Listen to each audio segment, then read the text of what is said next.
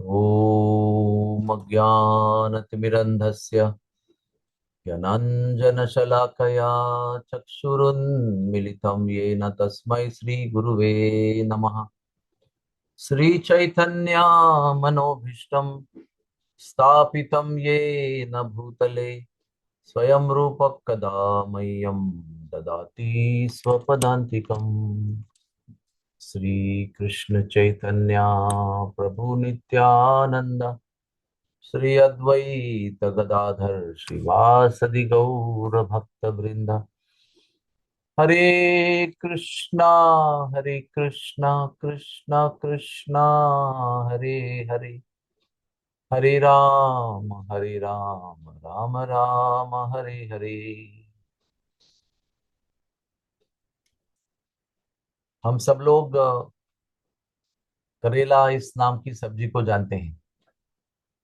आशा है सब लोग जानते होंगे, लेकिन पता नहीं कितना लोग उसको पसंद करते हैं। तो करेला कड़वा होता है। उसको कटु रस कहते हैं आयुर्वेद में, और उसके बड़े गुण होते हैं। जब हम करेला का सेवन करते हैं सब्जी के रूप में या रस के रूप में, तो करेला एक तो मुख शुद्धि करता है। कहा गया है कि करेले को, कड़वे वस्तु को पहले खाना चाहिए, ताकि वो मुख शुद्ध करता है, जबान शुद्ध करता है, और आगे वाले आने वाले अन्न के लिए स्वाद उत्पन्न करता है। वो खाने के बाद में पचन की वृद्धि होती है, पचन शक्ति बढ़ जाती है, और उसको पचाने के बाद में रक्त की शुद्धि होती है। और अभी तो अपना आयुर्वेदिक प्रवचन तो नहीं है, लेकिन करेला हमारे भोजन में एक बहुत महत्वपूर्ण स्थान रखता है, जो चखने में अच्छा नहीं लगता, लेकिन आरोग्य के लिए और दीर्घ लाभ के लिए बहुत ही गुणकारी है। ऐसे ही हमारा जीवन है, जिसमें बहुत ही कड़वे प्रसंग आते हैं, दुखदायक प्रसंग आते हैं, जो किसी को अच्छे नहीं लगते हैं। लगता है क्यों हो रहा है मेरे साथ में, नहीं होना चाहिए। हम सदैव अपने इंद्रियों के लिए और मन के लिए अनुकूल घटनाओं की, जिसको हम सुख कहते हैं, उसी की अपेक्षा में रहते हैं। लेकिन ये जो दुखद घटनाएं हैं, जो कड़वी घटनाएं हैं, जो अप्रिय प्रतिकूल घटनाएं हैं, ये हमारे सहन शक्ति को बढ़ाते हैं। ये हमारे हृदय को, आत्मा को कर्मों से शुद्ध करते हैं। ये हमारे जीवन में जितनी भी घटनाएं हो रही है, उसको पचाने की शक्ति बढ़ाते हैं। सुख से कभी आदमी स्ट्रांग नहीं होता है। सुख आने से इंद्रिय भोग में अधिक लुप्त हो जाता है, लेकिन दुख आने से व्यक्ति सत्य का परिचय करता है। जीवन का सत्य क्या है, भौतिक जीवन का सत्य क्या है, जिसमें हम जी रहे इस दुनिया का सत्य क्या है, ये हमको दुखों के द्वारा अनुभव प्राप्त होता है। आदमी जब कोई सीखने का समय आता है, तो सुखमय प्रसंगों से बहुत कुछ सीखता नहीं है।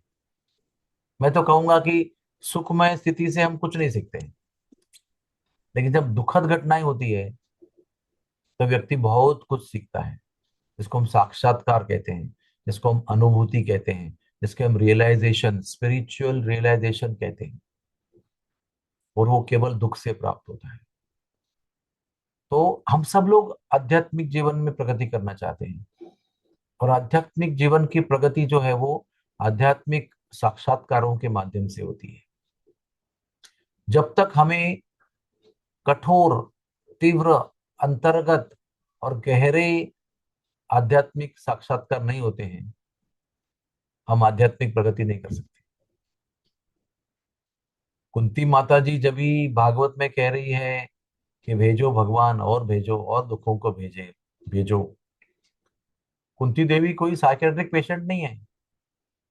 सब लोग सुख मांगते हैं और कुंती देवी दुख मांगती है। कुंती देवी बहुत ही साक्षात्कारी भक्त हैं, बहुत ही दिव्य भक्त है भगवान की। इसलिए उनका चरित्र और उनकी प्रार्थनाएं श्रीमद् भागवत में उपस्थित हैं। नहीं तो उनका कोई स्थान नहीं है श्रीमद् भागवत में।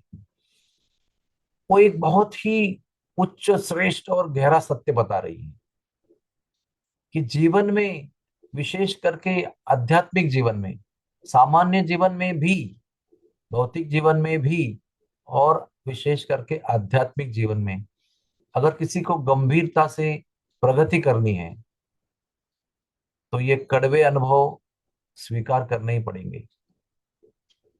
वो भी खुशी से, जूझते हुए नहीं। क्योंकि वो व्यक्ति को प्रगल्भ बनाते हैं। प्रगल्भ यानी very deeply intelligent, practically intelligent, उसको प्रगल्भ कहते हैं। तो हम लोगों को अगर भगवान की प्राप्ति करनी है तो हमको प्रगल्भ बनना ही पड़ेगा।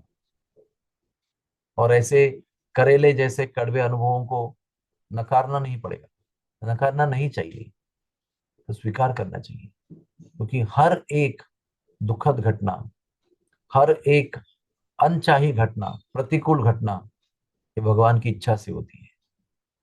भगवान की इच्छा से हमारे अच्छे के लिए होती है। और उसी से हम अपने आध्यात्मिक जीवन को गहराई से देख सकते हैं। नहीं तो चैंटिंग हरे कृष्णा, मंदिर जाना आना, यात्रा करना, ये सब ऊपर ऊपर ही रहता है।